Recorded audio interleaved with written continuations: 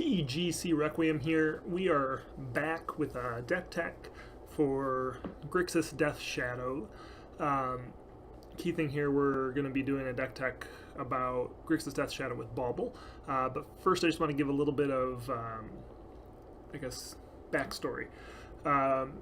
So the last time I played an event was leading up to SCG Cincinnati in October 2017. I had been playing Abzan Traverse and had a pretty good list. I think I had 3-2'd or better every league, friendly league, competitive league, leading up to the event. However, I didn't have much of any time to practice for almost the 2 months before the event. I ended up having a basement remodel, or was remodeling my own basement rather, and so I just didn't have any time. I got one league in over that 2 months. Got there, the meta had kind of adjusted a little bit.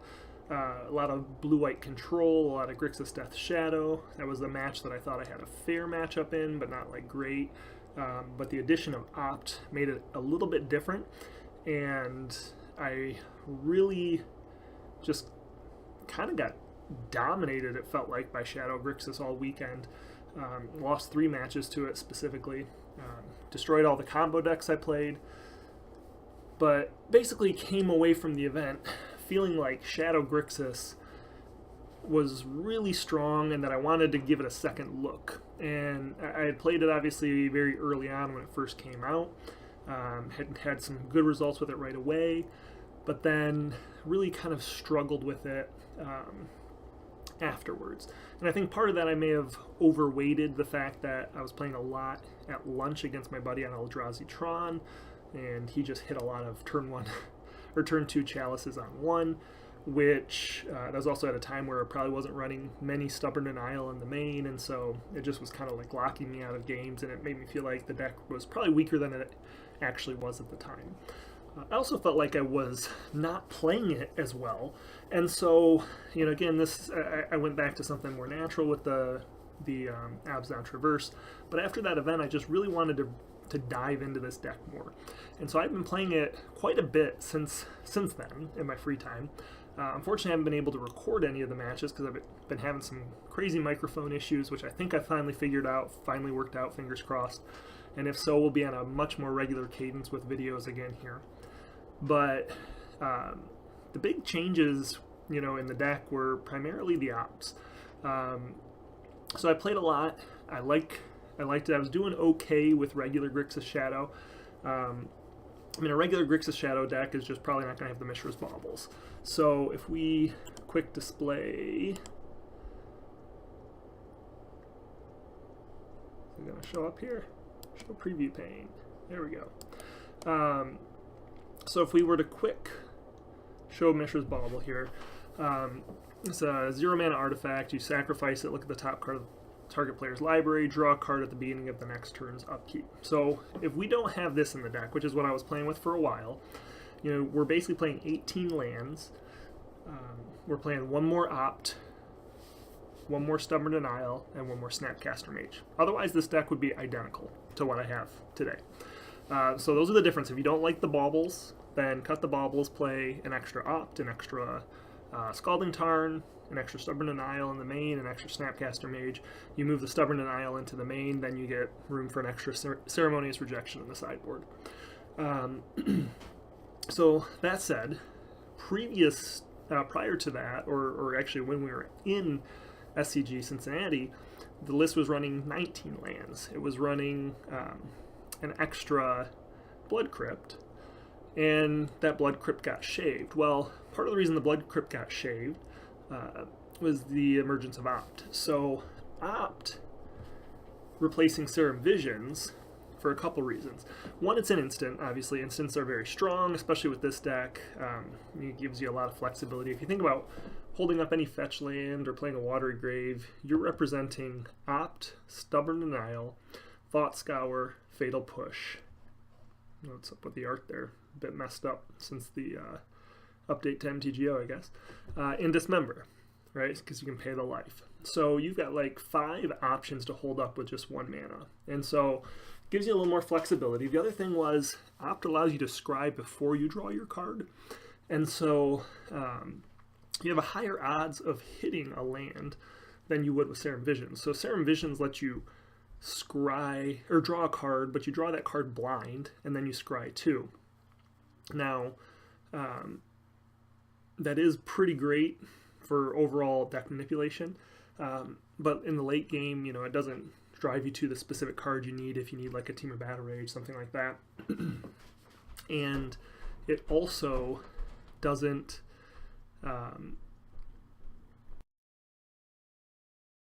you also don't tend to get full use out of Serum Visions, because whether you're, regardless of whether you're scrying to the bottom or the top, you tend to run so many fetch lands in this deck and crack fetches so often, you're rarely making use of your scries. So Opt, from my experience, has been really good in this deck, and I do like it over Serum Visions. Now, we are only running 3 here because of the addition of Baubles, which we'll get to as kind of like the spice in a little bit. Beyond that, 3 Stubborn Denials. These are basically 1 mana negates most of the time. Even a lot of times when they're not, they're still a force spike where your opponent doesn't have the mana to pay for it. And so Stubborn Denial is just great against a lot of cards like all over the place. Against control, you can protect your creatures. Against Tron, you can counter Karn or Ugin. Against Titan Shift, you can counter a Scape Shift, things like that. So really good card there. Thought Scour, it's a blind cantrip that feeds a couple cards into your graveyard and it replaces itself blindly. But it's okay here because you want to put cards in your graveyard to help feed your Delve creatures, make them cheaper, and also gives you extra options in the graveyard to use with Snapcaster Mage. Beyond that, we're playing the full 4 Fatal Push, just really strong card right now. And 2 Inquisition, 4 Thoughtseize. Thoughtseize, Dismember, and Street Wraith all allow you to basically sacrifice life to make your Death Shadows bigger. In case you're not aware, Death Shadow is a 13/13 1-drop. It gets -X/-X, where X is your life total. So when you start the game, your Death Shadow would be a -7, -7, and immediately die. But with your fetch lands and your Street Wraiths, your Thoughtseizes, and your Dismembers, you can quickly drive your life total low enough to cast Death Shadows, sometimes as early as turn 2. I mean, technically I've done it turn 1 on really crazy draws, but typically you're looking at turns 2 or 3, and then you just get this really big 1-drop creature that's super efficient and allows you to continue to disrupt your opponent after you play it, or protect it with a Stubborn Denial. And that's kind of the ideal draw for this deck. Either you're turning on like a Gurmag Angler Tasigur turn 2, or a Death Shadow turn 2 with Stubborn Denial backup. So maybe you go fetch Shock Thoughtseize. That puts you right down to 15 life. Maybe you Street Wraith down to 13, crack a fetch the next turn, go down to 10, play a 3/3 Shadow, and still have Stubborn Denial up. Something along those lines. And so, that's really what you're looking at here. Now, the deck, the format has adjusted quite a bit, and with the format's adjustment, we have a lot of decks that go wide, which are a struggle for this deck sometimes. And so Temur Battle Rage is, this is why we're running 2 in the main. Basically, it's giving us more opportunities to basically power through extra blockers. Your creatures are often big enough where you can make use of that. And so target creature gains double strike until end of turn. Also gets trample if you control a creature with power 4 or greater, which all of your creatures are that big, except for sometimes your Death Shadow's a little under that. And there are occasions where you'll cast a Street Wraith, and Street Wraith is obviously not going to turn on your Temur Battle Rage. So, and then we're running 3 Snapcaster Mage. Snapcaster Mage, obviously, just great with recasting cards in your graveyard. A lot of times with this deck, you're just Snapcastering Hand Disruption, although in certain matchups, you're really trying to, pair it with a Stubborn Denial or removal in Dismember or Fatal Push. Now, the reason we're running Dismember over Terminate is kind of this whole deck, again, there's kind of this overarching theme of less mana, right? So we're Turbo Xerox theory. If you haven't read anything about that, there's some good articles about that, just kind of how you can manipulate your deck, and by manipulating your deck, you avoid flooding out more frequently. And if you can play strong, efficient 1-mana cards, it gives you more flexibility in what you're doing from game to game than your opponents, which, ideally you can turn those extra choices into an advantage for yourself. Now, Dismember can be paid for, 1 black, or you can use the mana symbols to pay life and cast it for 1 mana. Part of the strength of this is because you're playing fewer lands, being able to Snapcaster Mage Dismember on turn 3 offers more flexibility than what you had with Terminate.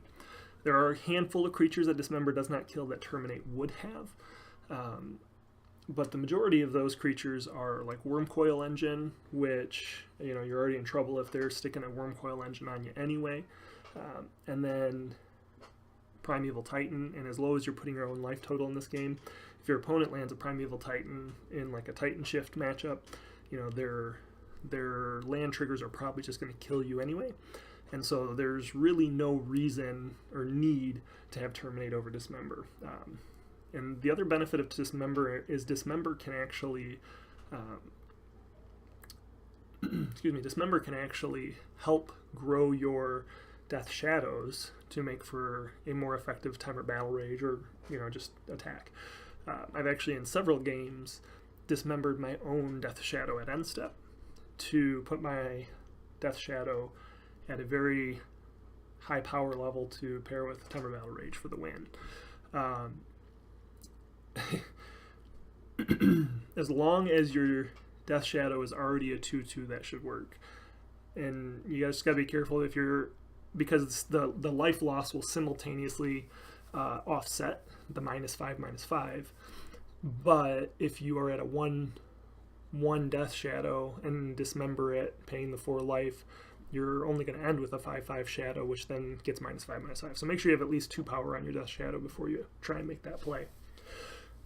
So I guess beyond that, the only other thing that I would mention here is then obviously the addition of Mishra's Bauble. So I played a lot of the, and actually with better success typically, the Bauble versions, which are typically BG versions of Death Shadow, with Traverse the Uvenwald.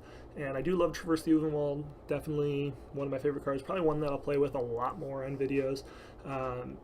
But Mishra's Bauble is a phenomenal part of that card. And while it doesn't turn on, Tarmogoyf here, while it doesn't turn on a Traverse because we're not playing Traverse, it still offers an incredible amount of filtering in this deck. And it's hard to overstate what Bauble can do. Or it's easy to underestimate what it can do. So we're just going to go through a few things that the Bauble can do if you haven't played with it before. So again, keep in mind, sacrifice Mishra's Bauble, look at the top card of target player's library, so yourself or your opponent, draw a card at the beginning of the next turn's upkeep. So when you have an opening hand of, say, like a fetch and a shock, you can play Mishra's Bauble first, look at the top card of your library, and then determine if you want to play a fetch or a shock to make your turn 1 play. Now, you're going to draw that card at the beginning of your next upkeep, so sometimes it's okay to play the fetch, draw the card, and then, crack your fetch afterwards. But sometimes you'll actually want to play like a turn 1 Inquisition or Thoughtseize, and so you have the choice between like a Blood Crypt or a fetch land. And so you may want to choose to play the fetch land, or the shock rather, Inquisition, and that way you draw a card off your Bauble. Another thing you can do with Bauble is you can, and most of the time you actually look at your own card, not your opponent, the top of your opponent's library. And the reason you would do that is if you have a fetch land that you don't need to crack right away, you may want to see what the top card of your library is. So in the mid game, or even early turn 2 or 3, you can play a Bauble ahead of your fetch, take a peek. If you don't need to play a card right away, if it can wait till your opponent's turn, like a Thought Scour or an Opt or something, you can Bauble yourself, see what you have on top, and if it's a card you want to draw, then you draw that card and then crack your fetch afterwards. Or if it's a card you definitely don't want to draw, you can crack your fetch, and that way you bauble, draw something else. Now you can also try and avoid your opponent picking cards out of your own hand by saving the bauble till their turn. And when you bauble on their turn, you'll draw on your upkeep, which means they're not going to be able to thought seize that extra card away from you.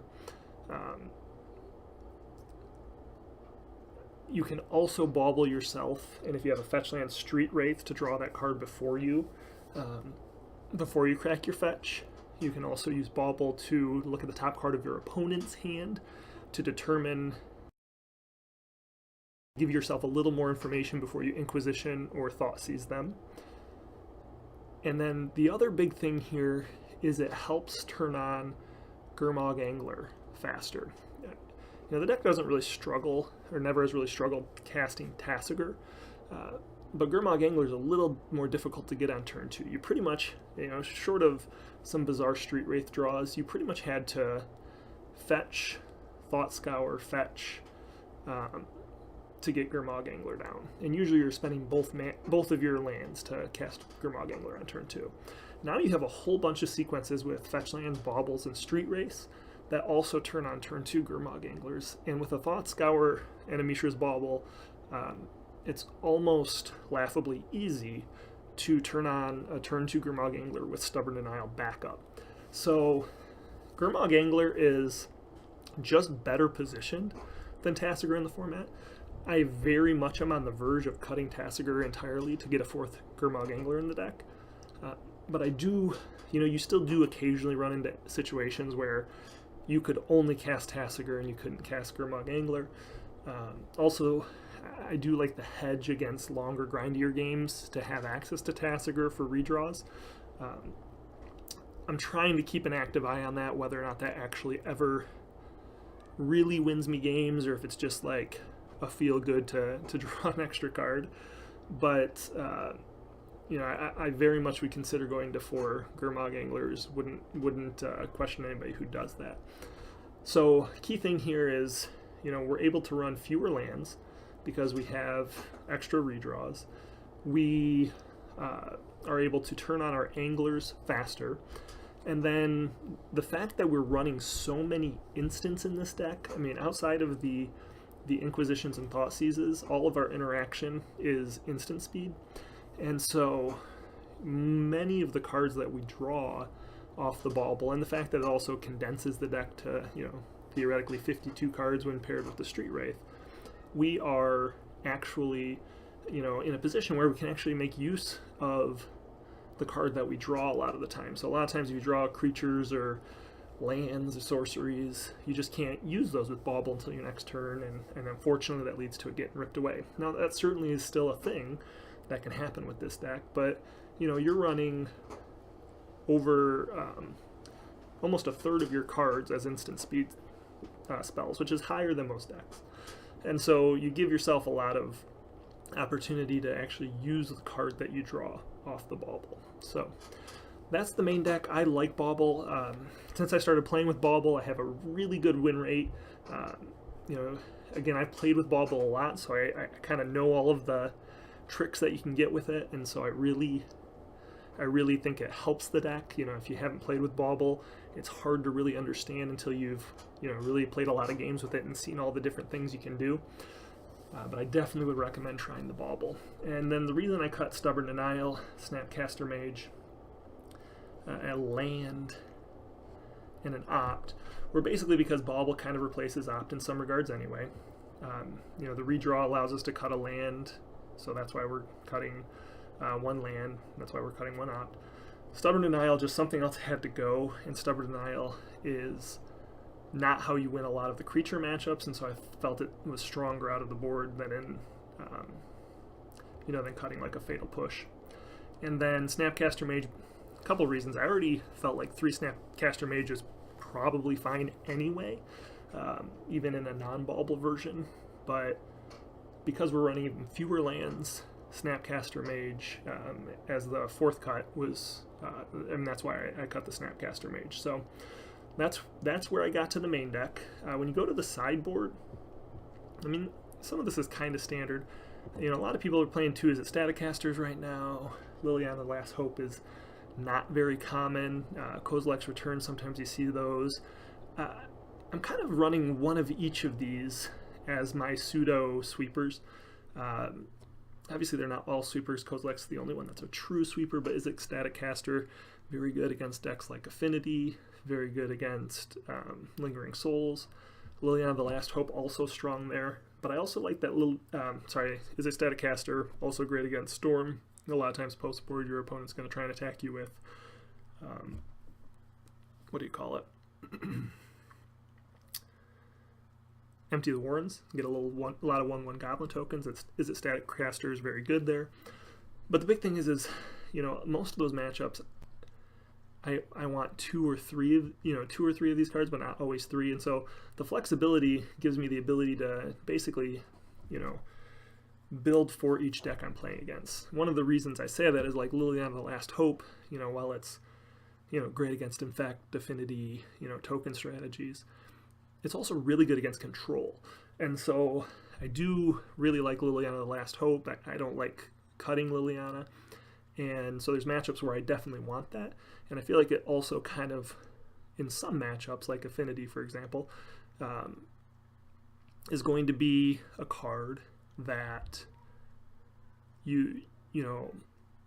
serves multiple purposes. So, some people definitely are subscribing to the fact that you want to play bomb cards out of the sideboard. I kind of like having a lot of flexibility in the mid-range matchups, and hopefully all the choices and the manipulation of your deck here allows you to make use of that. We're only running 1 Kolaghan's Command, none in the main. Part of that's because it's great in certain matchups, but it's usually pretty bad in every other matchup. With the Is It Staticaster, the Kozilek's Return, the Rakdos Charms, which we'll get to in a minute, I just don't feel like we need very many. There's a lot of paths going around out there, so Kolaghan's Command doesn't get to return creatures to your hand very frequently. Still very powerful in some matchups, but in Affinity, etc. But weaker than it's been in a long time. Rakdos Charm, we're actually running this primarily for the Destroy Target Artifact and the Exile all cards from target player's graveyard. So this is very flexible. You can use this against Storm to empty their graveyard, but you can also use it against Affinity, which is a tough matchup for this deck, to blow up a Cranial Plating. So it can kill an Infect, Inkmoth, or Affinity Inkmoth Nexus. Just lots of flexibility for the card. Obviously, it's also good against Dredge. The instant speed of it, very powerful. Occasionally, you'll run into a situation where you can deal 1 damage to, or deal 1 damage for each creature to its controller, but not super common. Let's see here. Well, maybe a little more common than you might have experienced in the past. Like Jiki is actually quasi a thing again in Modern, so you get your opportunities.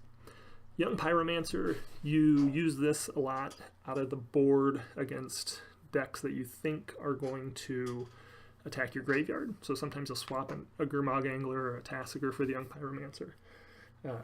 Just gives you another threat that isn't subject to the graveyard, though depending on what your opponent plays graveyard hate-wise, sometimes you can just fight through the, like a Relic of Progenitus or something like that, and build a situation where you can get a Gurmag Angler down in spite of it. Also really good against go wide strategies, 5-color humans, for example. I really would like to have access to 2 of these, but right now I just can't find the room for it. Liliana of the Veil, again, great against control, good against low big creature decks, so in the mirror, against Abzan, BGX style decks. Also really good against, I don't know if I'd say really good, but good against Eldrazi Tron. Collector Brutality is primarily for fighting burn and any sort of ramp spell type decks. Also good against control to go take their Cryptic Commands, their Supreme Verdicts, things like that. Also, again, Coco decks, you can kill their Dork and take their Coco or Chords, etc.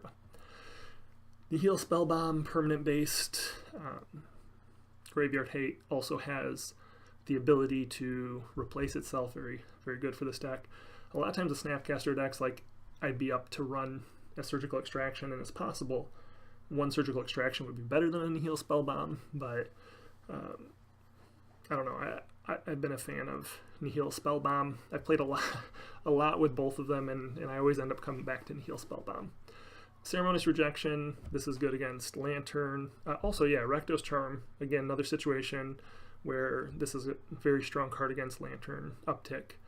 Granted, it was kind of a temporary uptick, but I'm sure we'll see it cycle around again. Ceremonious Rejection, good against that, good against Affinity, good against Tron. The big problem I have with Ceremonious Rejection is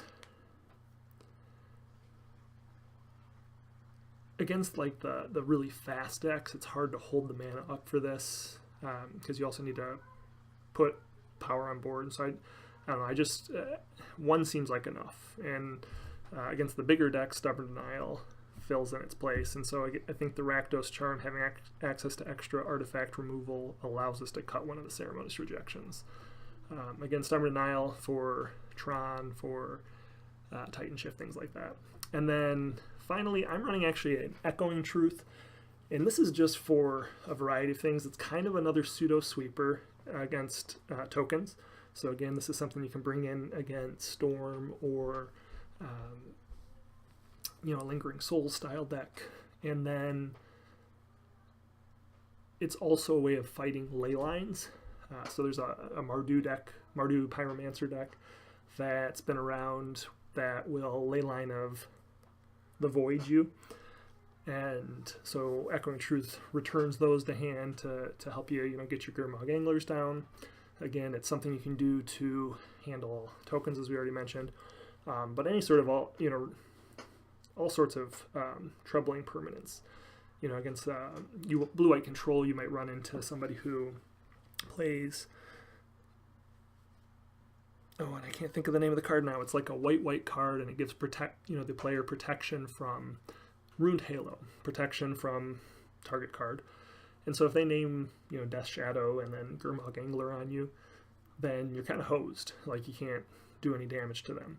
And so Echoing Truth just gives you a lot of flexibility to bounce troublesome permanents, and sometimes bouncing it for just a turn is all you need. The thing I really like about Echoing Truth is that it can be both defensive and proactive. And so I really like having the one. I've actually won several games because of it. So far I haven't lost any because of it, but because of it being something that could have been something else. But not to say that it's like the best card ever or anything, but it does offer a lot of flexibility, especially for enchantments, which Grixis notoriously has difficulties with. Some people play Engineered Explosives. I've actually gotten rid of all mine. I probably certainly would try them if I still had them, but I do like what Echoing Truth does in the deck. So very long-winded. I've just had so much to say, and have been struggling to record, so I kind of wanted to get everything in. Hopefully I didn't miss anything. Hopefully this is helpful to you if you're looking to pick up the deck. Hopefully it gives you a reason to try the Bauble version if you hadn't considered that. I will definitely be posting some videos with the list, and hopefully you enjoy.